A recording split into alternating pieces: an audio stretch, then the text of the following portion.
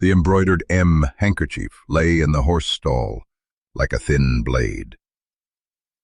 Jonas's rope tightened around a stranger's neck. The wooden box beat time like a heart hiding a debt. A dust storm called the traitor's name, the silver badge sprang loose, and 20 years came back.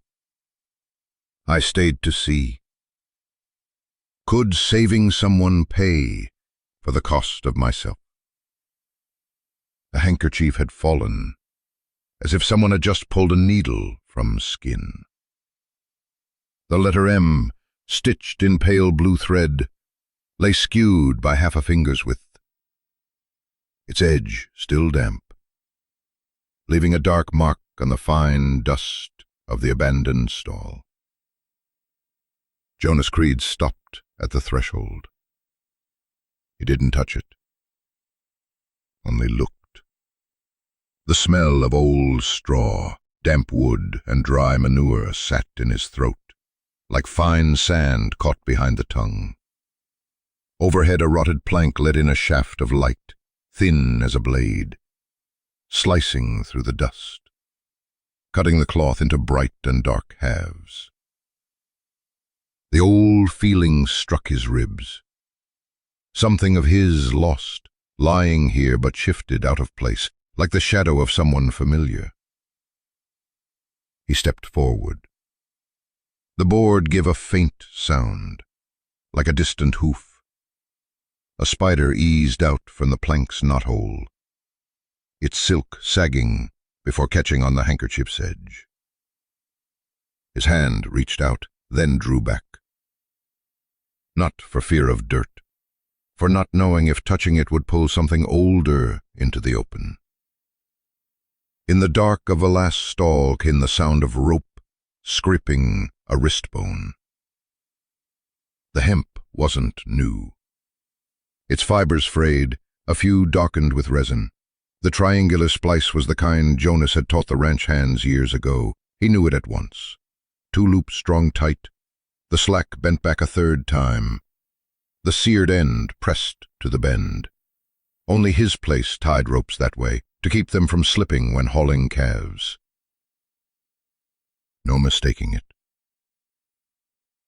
Something from his own place was biting into a stranger's skin. A hoarse, small voice came through the boards. "Please, take me with you." The last 3 words nearly breathless, as if fallen from the throat. Jonas looked into the dark. Her eyes clung to him for a moment, then slid away, like someone afraid to hold on. In her hands, a small square wooden box, its 4 brass corners dented, the lock blackened, spotted from dry rain. She held it tight to her belly, as if holding the last thing keeping her inside herself. He knelt, his knees touching the dust, joints clicking. "Who tied you?" Jonas asked, voice flat. Not to pry. Chain, looser in the right corner, as if the sewer's hand had tired at the end. He folded it once, then again, and slid it into his inner pocket. Not to keep, to shield her skin from the rope's bite when he put his knife in. The hemp rasped her skin, leaving a dark line down her radius bone, like water long pooled in wood. Jonas held out the knife. Its blade had no shine, its edge a row of fine teeth he had ground on creekstone. He slid the handkerchief between rope and skin. She flinched. Her eyes held his again, then retreated. He waited for her to finish one breath before cutting. The rope snap was like dry grass, breaking in drought. The splice came undone slowly, clinging to life to the last strand. Jonas shifted the knife to use its spine, avoiding her wrist. When the rope fell, the dust rose, thin as a candle's last smoke. She didn't rush. She only lifted her hands, stood still, like a tree freed from storm lash. The purple marks on her wrists spread slow. The blood beneath hadn't risen yet. "Can you stand?" Jonas asked. She nodded, unsure. Her knees brushed the ground, then steadied. The box stayed pressed to her. Seeing him glance at it, she moved it to her other hand, slowly, as if lifting a brick to set it aside, so the floor wouldn't cave. They said nothing more. A dark snail climbed the post, leaving a straight, silvered trail. Jonas braced a hand there. Beneath the dust, the wood still smelled of dried resin. He saw a fine C carved where his palm lay. The C of Creed, the mark he'd once cut to measure horse-tie length. This post had stood on his land. Someone had taken it, set it here, not the work of wind. He looked at the rope on the ground. Its end was wrapped in a ring of dried cowhide, tied with a double knot in his own habit. Not many tied it right. The end was blackened from fire. He was the only one who'd taught men to do that, to keep a pull from slipping. What had cut into her wrists had once been at his place. It felt like a cold hand on his shoulder from behind. "Anyone else here?" Jonas kept his voice level as still water in windless season. She shook her head, never looking at him for more than a beat. After, she took a long breath. In the next stall, a horse exhaled hot through the boards, its breath foul and close. It didn't paw, either worn out or tied too long. Still kept count with her fingers, this time on the box's side, slower now, as if checking whether she was still a person or just a box in motion. Near the door, the light struck harder. In the dust lay a deep boot print crossing sideways, its heel dragged. At one point, a broken tack pin lay where it fell, the kind used to fasten the saddle strap when too lazy to tie it proper. Jonas bent to pick it up. Its head was bitten, 2 small tooth marks in the metal. He knew who chewed iron while waiting for a horse to drink. Calder. That habit didn't change with seasons. Jonas didn't curse. He only breathed shallow. Calder's crooked laugh from years back rushed in, when they'd traded a rope for a calf frozen stiff. That laugh scraped like a dull knife. This stall hadn't grown his rope on its own. A hand had pulled it across some silent border. He steadied her at the threshold. Sunlight struck her eyes. The heat carried the smell of animal hide, of wood. In the yard stood an old trough, the water cloudy, its surface filmed thin as grease. Jonas took the dipper, skimmed the top away, then gave her what lay beneath. She touched her lips to its rim, drank in short swallows. The water slid down her throat, leaving a wet trace on dust-gray collarbones. She didn't cough. She set the dipper back, straight, its mouth turned inward like someone from a house that once kept rules. "The box," Jonas said, eyes not probing, only telling her he had seen it. "It's not mine," she replied. This time her voice didn't shake, but had no weight. "But someone wants it at my place." Jonas knew that kind of talk.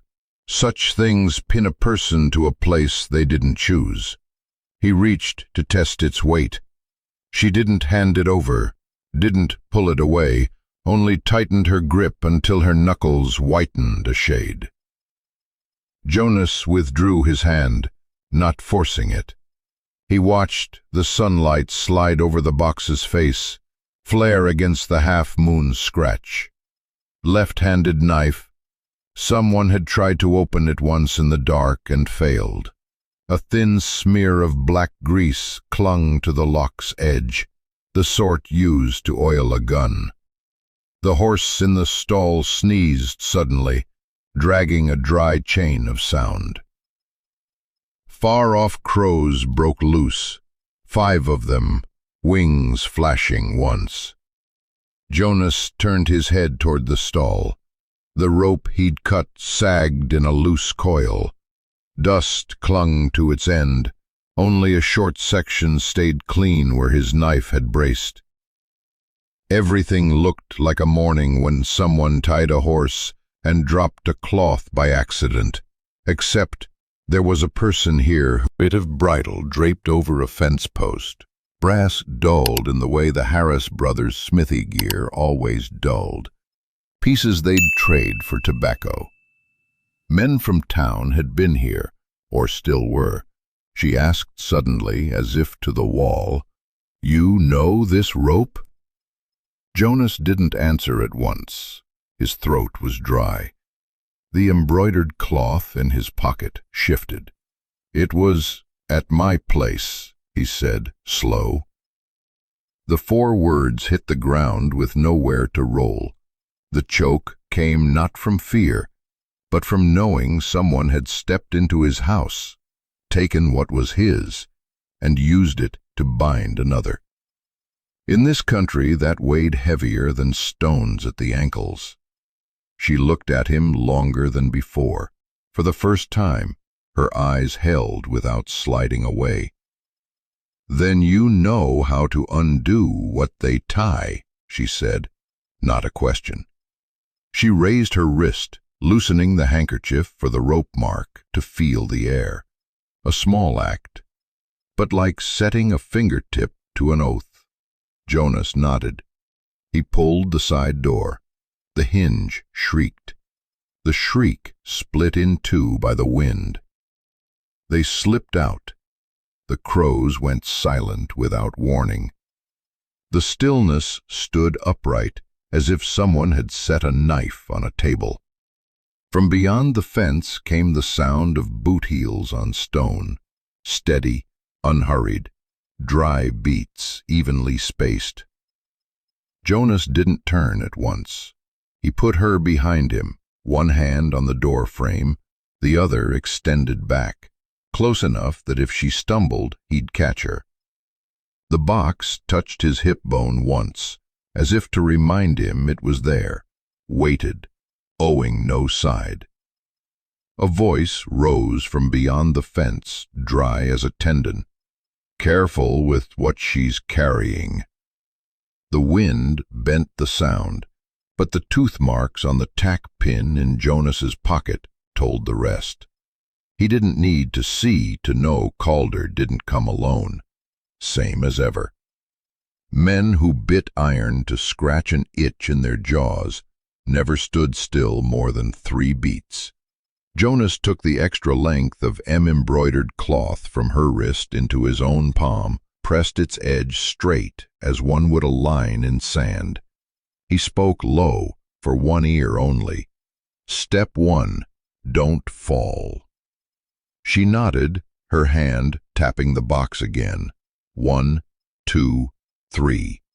The rhythm shifted, an extra rest in the middle. He straightened. Sunlight slammed into his eyes. His left arm dropped, palm open, showing no weapon. His right still touched the door, hiding half her body. On the far side of the fence, metal scraped wood. Either a saddle cinch was being drawn tighter, or someone was smiling unseen, waiting for him to step out. Waiting for the answer, he stepped. She followed. The boots on the other side stopped for a beat. The wind shifted back, blowing the dry tang of iron into his mouth. The choke swelled again, unbroken. Here, people learned to swallow it slow, so they could breeze to the fence line. And once past the fence, only then did they know what had followed. cloth, box, or the bite mark on iron someone had been keeping ready for a long time. Calder stepped from the fence like a shadow leaving a tree. His smile lifted slow, showing the one chipped front tooth. The toe of his boot nudged a small stone, clicking once before stopping. In his hand was a chewed stalk of straw, wet already. He looked at Jonas, then at the girl's wrist where the rope had left two parallel purple grooves. "Trade," he said.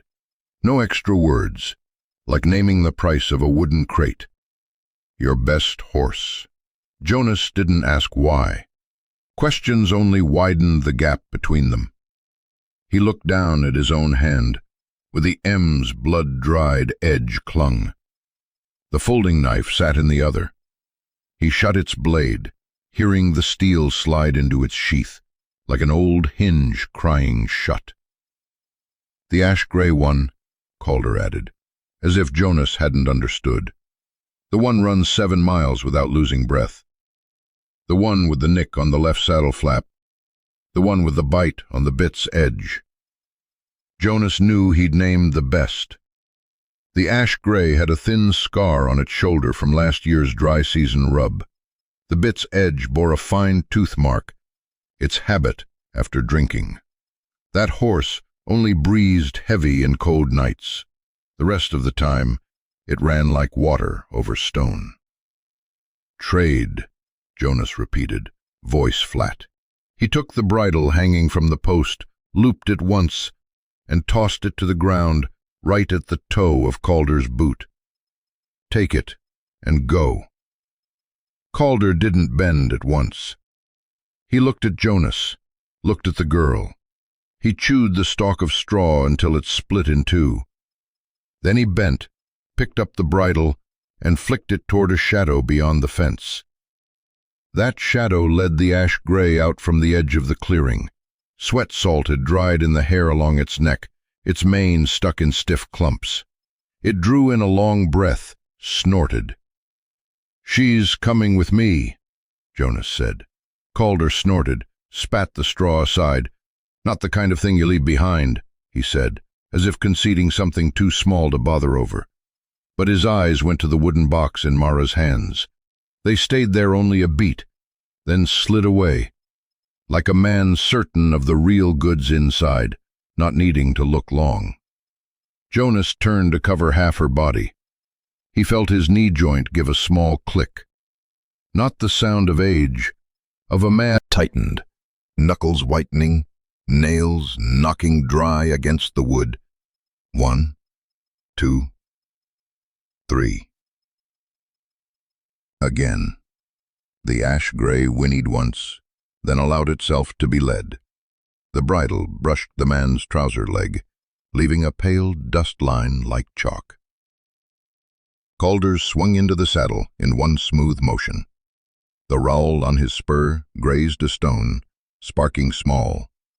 He didn't look back, only lifted a hand as if waving off a fly. The way back to the ranch was short but hollow, like a room still smelling of ash after a fire. Hot wind ran over the ground, hurling dust into small fists before letting them go. With every step, the box in Mara's hands tapped her hip in a counting rhythm. Jonas said nothing. Neither did she.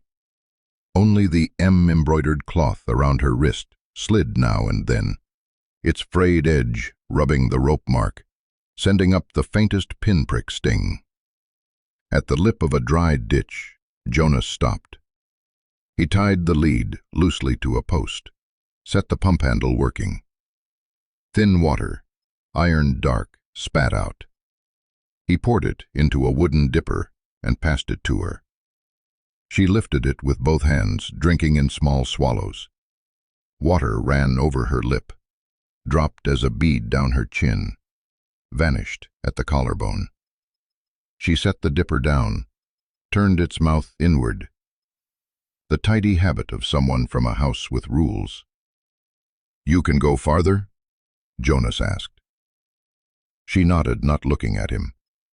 Her fingers still traveled the box's surface, from the dented brass corner to the half-moon scratch. Each time they reached it, they paused half a beat, then went on. 1, 2, rest. 3. He noticed the rhythm changed whenever she glanced back. When the rest was longer, the wind carried other scents: sweat of a strange horse, saddle leather newly oiled, cheap tobacco. He turned once. No one on the open track. Only small dust devils running the horizon like young animals that hadn't grown. Through low grass, Jonas reached back to the cantle. Up, he said. She hesitated exactly 2 beats. Then set the box into his arm, took the other to steady on the saddle. Her knee brushed a patch of dried horse blood, picking up a brown smear. She sat back, keeping distance.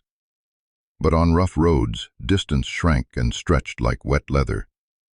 Each jolt made the box tap lightly against his back. Not hard, just enough to remind him it was there. They rode until their shadows were longer than the fence line. The sun fell. At the ranch gate, Jonas dismounted first, helped her down. The west post was scorched from an old fire, the burn eating into the grain like teeth. A rooster on the well. Last month's rainfall report. Tomorrow, Jonas said. Morning. He looked at the box. When there's light, she nodded.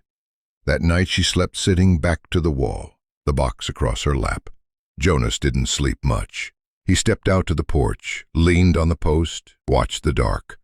Hanging from the side beam was a fresh rope, its end still wet with dew. He touched it, dropped his hand at once. The end held a double knot in his own style, tied quick that afternoon, but neat. Years back, he'd tied the same knot to keep something from leaving. Tonight, he'd tied it to remember not to use it on a wrist again. Hoofbeats came before the dew had burned away. The first 3 slow, the next stretched out, as if the rider wanted the house to hear without starting in alarm. Jonas set his gun on the table but didn't touch it. He only stood. Mara opened her eyes, didn't move. She pulled the M cloth higher to cover the old rope bruises. Her fingers touched the box again. 1, 2, rest, 3. Dust thinned across the steps. A man stopped in the yard, dismounted. Jonas saw the familiar side part in his hair, the way he pulled a glove off with his teeth instead of the other hand. On his chest was a tarnished town badge, not for show of power, only to give paper a place to sign, a seal to stamp. "Jonas," he called, not shouting, not clearing his throat. "Let me down." Elias Ward stepped onto the porch, hat in hand, without knocking. He didn't look around. He looked straight at Jonas, the way 2 men do when they're far past the point of small matters. He opened a leather satchel, drew out a stack of papers stamped at the edge with bright red wax. The paper was new, the ink still holding its raw tang. He laid one sheet on the table and pushed it forward. "Receipt for custody," Elias said. "Name on it is Mara. Delivered by Calder. Value." Enough not to ask why. He stopped on the words "not to ask why," leaving a deliberate gap. Jonas didn't touch the paper. He only glanced, saw the long-tailed signature, the ink heavy where the name was forged. In the lower corner, the official seal struck crooked, its edge pressed into the blank. That sort of mistake happened when the one stamping had stood too long in the sun or had been drinking early. "Paper's only worth anything when the one named in it nods," Jonas said, his voice flat, eyes never leaving Elias. Inside the house, the stove's fire cast a red light through the open mouth, spreading like an old bloodstain on a soldier's coat after rain. Elias pressed his lips once. He didn't look at Mara. He looked at the wooden box. "Be careful with what she's holding," he said. "Not for its value, for what follows it." The words fell between the 3 of them without breaking. Mara stayed silent. Her finger rested on the half-moon, stumbling, then catching its footing. At his neck, where an old scar pulled the skin offline, an itch rose. Not the itch of a wound, but of a memory pushing up from the flesh. Elias didn't press. He slid the papers a little closer, then pulled his hand back. "I'll come back this afternoon," he said. "Give her time to think." He went to put on his hat, paused, and added, as if idly, "Not every secret wants opening while the day's still early." He turned away. A white line showed along the split in his left boot heel, the same one Jonas had once told him not to spare the leather over. He'd never fixed it. Always the same. Elias mounted, gave his horse one heel, neither hurrying nor slowing. Jonas stayed in the porch's shadow long after the hoofbeats thinned. The morning wind tugged at the paper's edge. He set a small stone on it to stop the flutter. Inside, Mara still sat with the box on her lap. She had stopped tapping. The kitchen held only the crack of wood splitting in the fire. "You believe paper over a person?" she asked, eyes on the table. "No," Jonas said. "I trust my own hands more." He looked at the box. "And I need to know, does what's in there hold you here, or will it pull my whole house with it?" She didn't argue. She drew a breath, laid her palm flat on the lid. 2, 3. The rest was half a beat longer. Outside, the wind shifted, driving dust into the house. Elias was gone, but his words lay on the table like a folding knife left open. Jonas pulled out a chair, sat opposite. He didn't touch the paper, didn't touch the box, only set both hands on the cracked wood table, feeling the cold of old grain sink into his palms. The cold was like metal at night against a bound wrist, the place decisions are made, right or wrong, and seldom taken back. "Eat something," he said. "Then talk." She nodded, barely. The tightness in Jonas's throat eased a fraction. Not gone, just enough to let breath pass. The fire burned on, steady, without flare. By noon, the paper still lay there, still as stone. And the box still sat on her lap, heavy as a third person breathing in the room. The wind turned like an animal baring its teeth.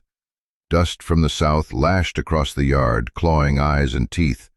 The tin roof shuddered, the beams gave a thin cry. Jonas pulled the door half closed, hand on the railing worn smooth by years. In the porch draft, the stove flame dropped low, flickered. Mara stood a step from the table, clutching the box, hair stuck damp at her temples, the edge of the M-cloth brushing the old bruise at her wrist. "Back of the barn," Jonas said. Not a question.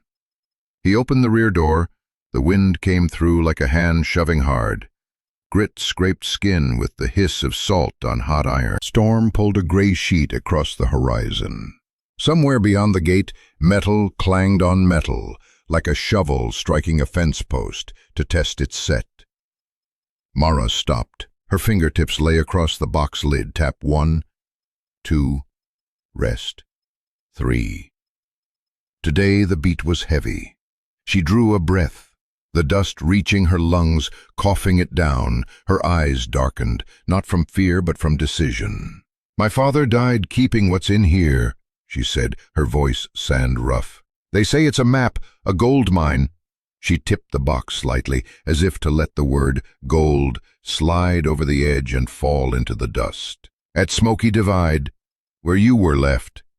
Jonas didn't move. Only the muscle at his jaw rose and sank. He glanced over his shoulder. The storm herded dry straw along the roof like rain climbing uphill. Smoky Divide. He didn't need to recall which slope, which rock burned his back. That night's smell was still there, horse sweat mixed with sharp whiskey, leather rubbing leather, and the sound of one man's footsteps turning away without looking back. The name on his tongue was an old stone. "Elias. Elias is the one who left you?" Jonas asked, more to fix what he already knew from the way the man had pulled his glove with his teeth that morning. Mara nodded, dust shadowing her chin. "He came to my house, said my father was holding something that wasn't his." Her hands tightened on the box. "My father didn't give it." The gap between the sentences filled with wind whistling through the stall slats, raking Jonas's shirt as if to score a letter into his skin. The storm struck harder, the dust thick enough to hide a man 2 arm spans away. Jonas swung a waxed canvas coat over her shoulders, pulled the cloth higher over her mouth so she could breathe through its weave. He didn't comfort her. In this land, comfort was weak water, spilt and gone. "Then we're not staying here," Jonas said. From under the porch step, he pulled a small leather bag, some cartridges, hard bread, a canteen.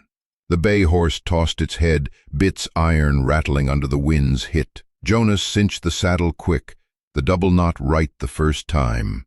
He lifted Mara up, set the box across her thighs, ran the strap through so it wouldn't fall.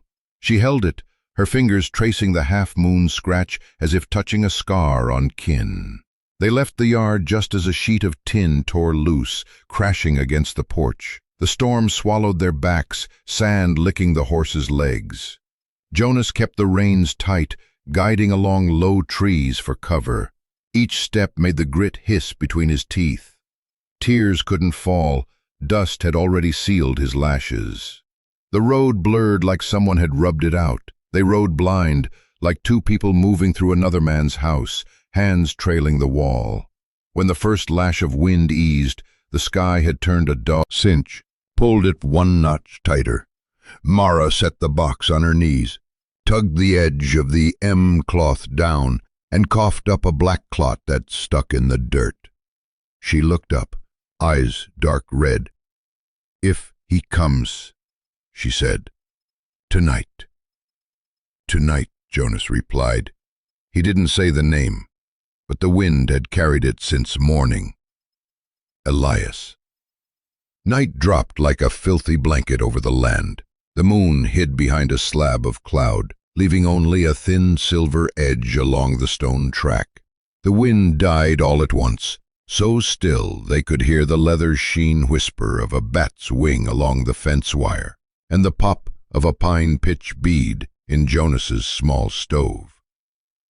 Then hoof beats, from far to near, not hurried, not hidden. Men who knew the way to another man's house didn't need to creep. Jonas smothered the fire with sand. The red faded, leaving a faint burnt scent. He laid Mara behind a stack of split wood, the box tucked under her hip to keep it from crushing. He slid out to the porch, gun in hand. In the yard, 3 moving shapes, black points shifting. The middle horse was larger, neck arched, coat slick. The rider's shoulders were set the way a man holds them after too long in meeting halls. Elias. He didn't dismount at once. "Jonas," he called, voice like a stone dropped into a water jar without spilling over. "Hand over what isn't yours. I let you keep your life." On either side of him the others stayed silent. One rolled his wrist, spur ringing once against stone. The other smoked, the tip of his cigarette glowing and dimming with each breath.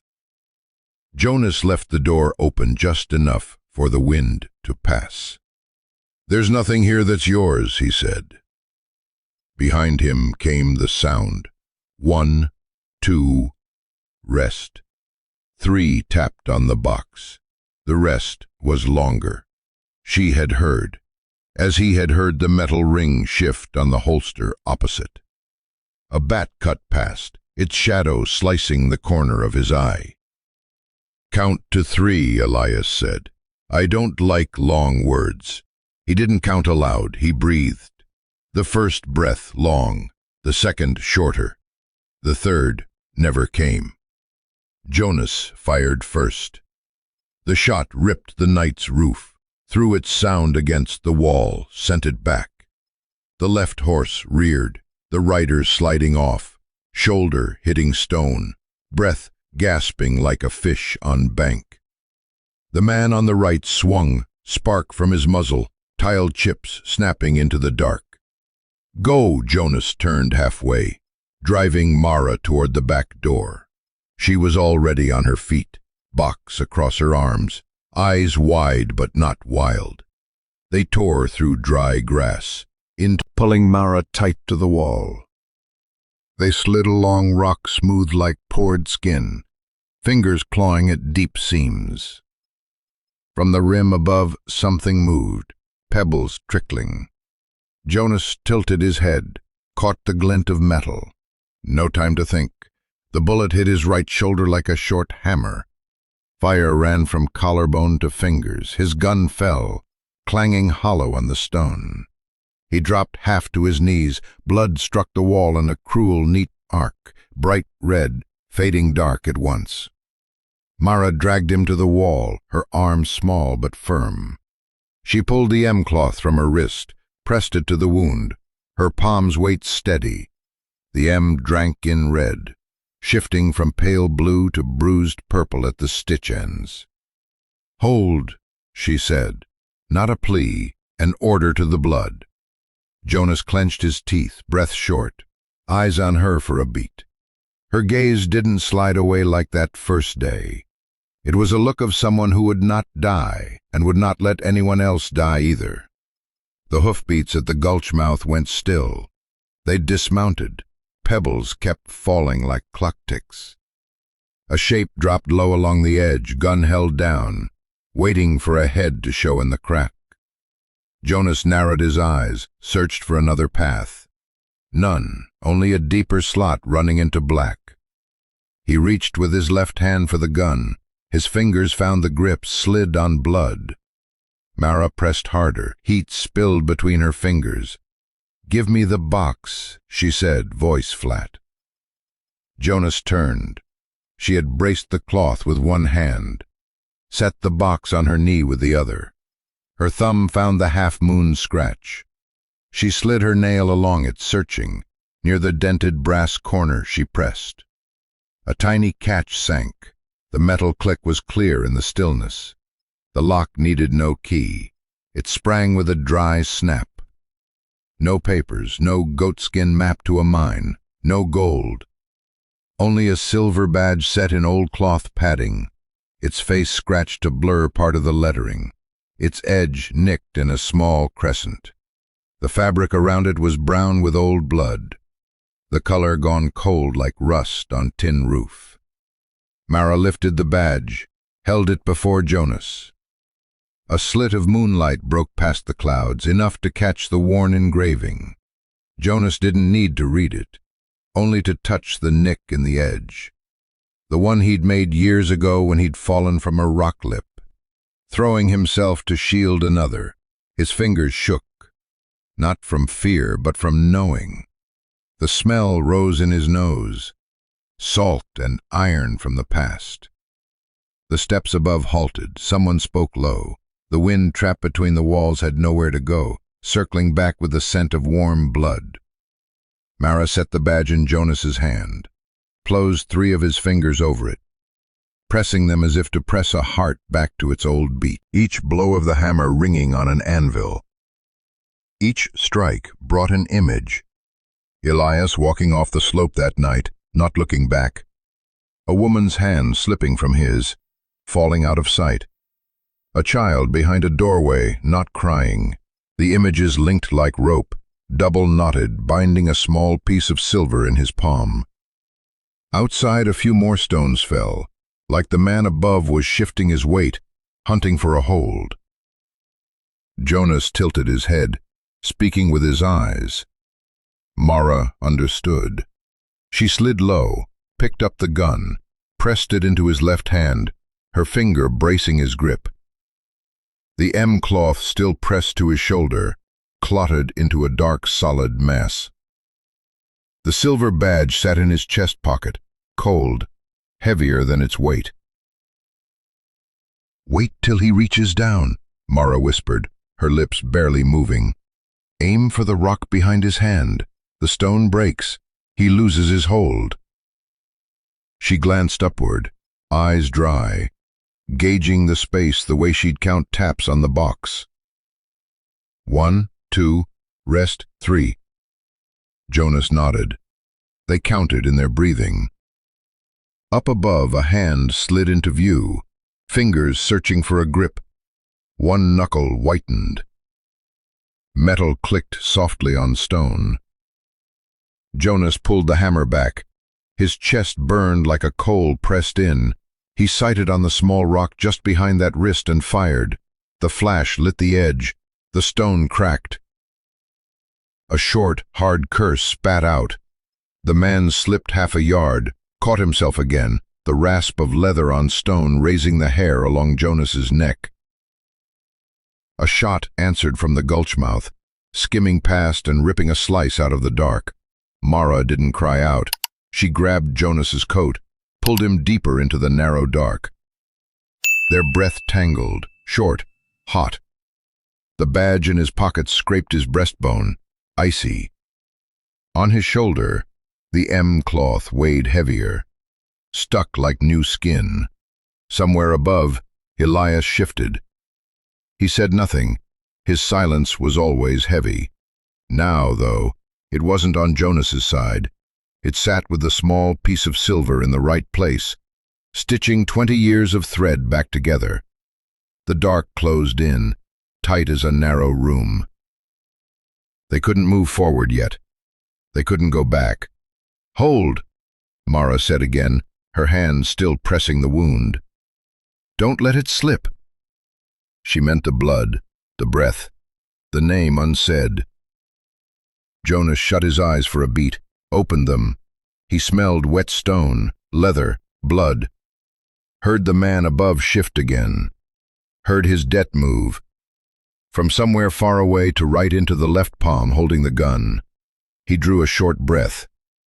They waited. The shadow at the rim stretched another foot. The moon slid free of cloud, casting a silver strip like a knife, avoiding like before, her voice rough from dust. "If you leave me this time, there won't be another." The words braced the gulch like a crossbeam, keeping the whole span from caving. Jonas swallowed dry. The silver badge in his pocket was cold as stone. Pebbles falling from the rim signaled the man above had shifted again. Jonas tilted his head, exhaled short, shifted the gun in his left hand. Mara eased her pressure just enough for him to lift his shoulder, but the M-cloth stayed stuck, its pale stitching stained deep purple-black at the edge. A shape crossed the rim. Jonas fired, one dry crack. The muzzle flash grazing the wall, the echo hammering his chest. A grunt, a knee buckling. The man dropped half a step, clawed for purchase, his hand smearing a thin red line on the rock, like chalk in blood. He tumbled to the gulch floor, spine hitting a ledge, breath bursting like a torn sack. "Go," Jonas said. No instructions, no promise. He pushed Mara into the deeper cut, past an outcrop sharp as a knife's spine. They crawled, bellies to gravel. The warm iron scent off his shoulder thickened, binding with damp stone. Behind them, the last man's step slowed, then stopped. The prey had gone in deep, and the hunter knew his own sound would betray him in the narrow. They came out into a mouth that opened on low sand. The wind sliced the moon thin, lighting only the sand near their boots. Jonas dragged a dry branch over their own tracks, blurring the edges, but the blood drops wouldn't vanish, sinking into the sand, showing as black specks under the thin cover, glinting at an angle. "You're leaving an invitation," Mara said, her glance catching the chain of marks. Not blame, just telling him they both saw. Jonas nodded, breath caught in his throat. He veered off, taking her over a flat of dry moss stone, then slipping into the edge of the dry creek. Where the water had once bitten into the bank, the sand was finer, holding less trace. Each step made the box in Mara's hands tap her thigh. 1, 2, rest, 3. Same count as from the start, only lower now, heavier. The wind eased, sudden quiet dropped in. From behind came the long hiss of someone blowing through his teeth, holding back pain. The last man was dressing a wound or readying his gun. Either way, it would take a while. And a while out here wasn't long enough to pick a direction, not enough to regret it if it was wrong. They followed a row of low yucca, thorns scratching the fabric of their pants. Jonas glanced back, his eyes falling on the double knot at the end of the saddle rope, still tight, enough to know his hands were steady. His shoulder throbbed in time with the box, each pulse like a spoonful of teeth. The front door hung askew, its left hinge rusted to a purple-red streak. On the porch, a rocking chair sat still, its feet sunk halfway into the ground. Jonas pushed the door. The air inside was thick with dust, mouse droppings, and the damp of rope left too long. In one corner, a cold black stone hearth held ashes laced with tiny bones, gnawed clean. On the table, an old oil lamp's chimney was split down the middle, its wick charred thin as a burnt hair. Mara set the box on the table, lifted the lid, the lock already broken. The silver badge lay there like a blind eye. She didn't touch it, only looked. Jonas sank onto a bench back to the wall. He stripped off his shirt, showing a shoulder mottled deep purple, with a bullet hole neat as a drilled peg. The bleeding had slowed, but still ran steady. He took a thin knife, passed it through the flame of a fire he coaxed from old straw. Mara went to the well, brought in a bucket of murky water, waited for the silt to settle, and poured off the clearer part. She tore a strip from her shirt for bandages, her hands trembling from fatigue, not fear. When the water hit the wound, Jonas clenched his teeth, the cords in his neck standing. He didn't make a sound. The dry scrape of the M-cloth peeling from his skin was louder. After the bandage was tied off, Jonas didn't keep the gun for himself. He handed it to Mara straight, without pause. She took it, checked the cylinder. 1, 2, 3, 4 rounds left, tapping each with a fingernail, the sound falling into a measured rhythm. Jonas watched the way she held it, index finger resting outside the guard, wrist loose, not locked. The habit of someone who'd had to carry one, but seldom fire. He started to say, "Keep it low," then let it go. No need to make her smaller. They ate hardtack, like thin rock. Water went down in short sips. Outside, the wind turned the broken windmill with a steady beat, like a hospital metronome far away. Mara sat with her back to the doorframe, eyes fixed on the strip of light beyond. Jonas lay back, measuring his breath. The badge inside the open box caught the stove's glow, winking over its half-vanished letters. "When my mother died," Mara said quietly, still looking out, "this badge was in her hand." Jonas blinked. The choke rose to the back of his tongue, tasting of iron and ash. She held it so tight the skin took the shape of the chipped edge, the tang of rust from big metal long left in the weather. Mara slept a short stretch, her hand near the gun. Jonas rose, shoulders slack, but legs steadier than when they'd come in. He pushed the door open. New frost scraped his ankles. Over the desert's rim, the sky lifted in a pale strip. They circled east of the ranch to the rock-studded ground. At the edge lay a horse on its side, legs straight, eyes clouded. The hide at its neck was cut, the carcass dried fast in the night wind, foam at its mouth hardened. The bridle carried a tooled brass clasp from town stock, not cheap, not one of the underlings' mounts. This was a deep-chested, clean-legged horse.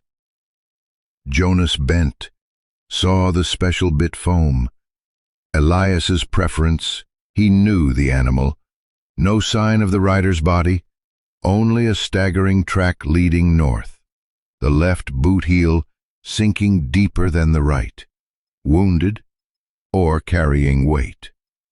In the dust lay a thin blue thread, 2 joints long, the same shade as the M cloth. Not his. Fresh, still clean. The wind might have carried it from the porch, or it might have stuck to the glove of someone who'd touched him last night. Jonas didn't pick it up. He left it there, like an unfinished sentence. 3 vultures wheeled low, dipped, then climbed, waiting for the living to leave. They had more patience than people. They knew how to wait. On the horse's hoof was cut an E, sharp and clean, Harris's smith mark for his regulars. Mara stood a step behind, hand resting on the box at her hip, her lips pressed into a thin white line in the cold. "Don't see 'em," she said. "Not yet," Jonas replied. He turned back, scanning the yucca line and the pale edge of the gulch. Elias had no horse now. He had 2 feet. Which way would he take? Out here, a man without a mount either vanished quick or became something else, something that stayed longer. They went back to the house. Jonas sat under the porch beam, shoulder bandaged with shirt cloth and a cut strip from the M cloth. The bleeding had stopped, but the brown was still new on the wrap. At its edge was a tidy single knot. Mara's work, not his double hitch. The morning wind flicked the bandage's loose end, tapping small and steady like its own heartbeat. Mara stood framed in the doorway. The early light split her from the dark inside like a blade drawn through. She held the box in both hands, the lock gone. Black grease had seeped into the hinge wood. She lifted the badge, turned the faded letter toward him. Where the scrape had blurred it, half a C still showed. The rest looked scrubbed by intent. She placed it against his shirt, over the old scar that dragged his skin out of line.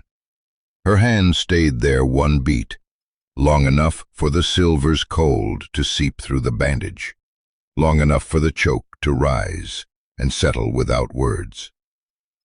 Outside, the vultures had dropped lower.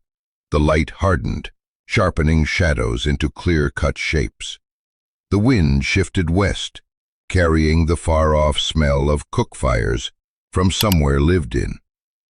Jonas shifted in his seat, the chair legs creaking. He didn't say stay or go. He only kept his hand on the badge, as if holding a cut closed so it could heal slow. Not because it didn't hurt, but because it was finally in the right place. Inside, the box sat open. The lid didn't bang, only touched soft. A loose blue thread from the M cloth fluttered in the breeze, caught on the box's edge, then stopped. At the porch post's base, last night's blood had dried to the color of old wine. No one wiped it. Some things had to sit through enough days in the sun before they faded. Mara leaned in the doorway, watching a late moth bump the cracked lamp glass. She didn't touch the gun again.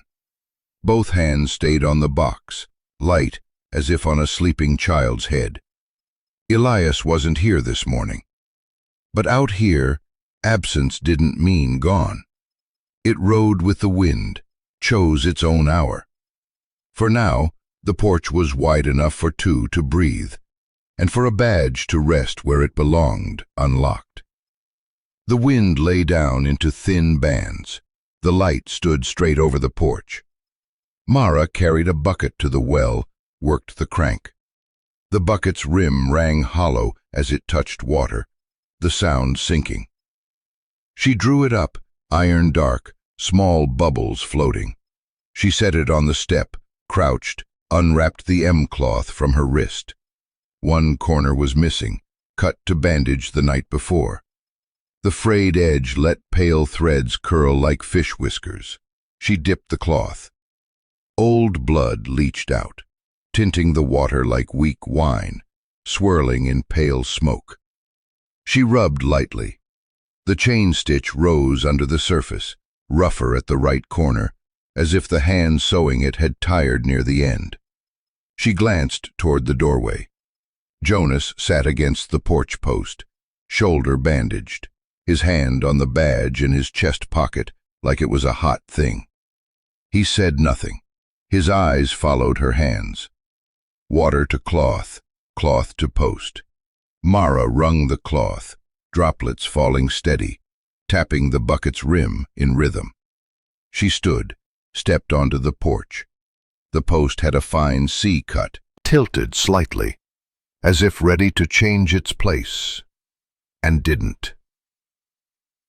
Jonas looked at the letter for a long time. Slowly he stepped forward.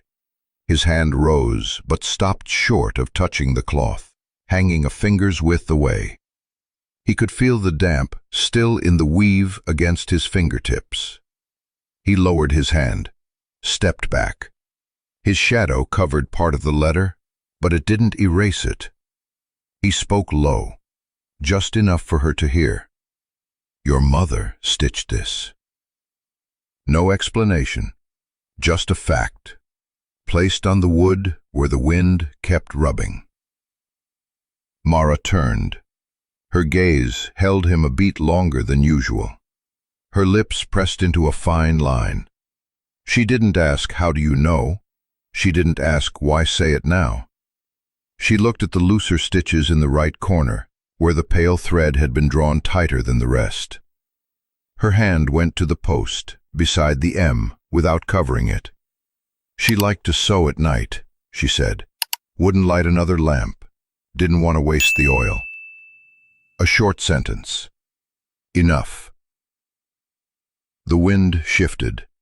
The M-cloth trembled, frayed edge ticking against wood.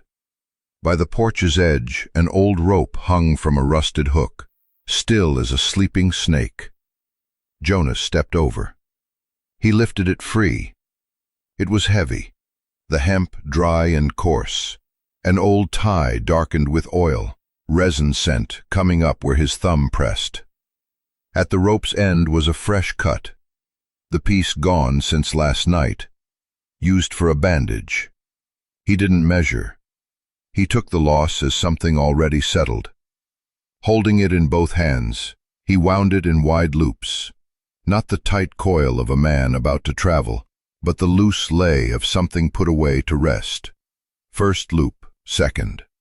The hemp rasped against itself, a faint, grainy sound. On the last loop, he hung it back on the hook, the spot where it had always waited after bringing calves in.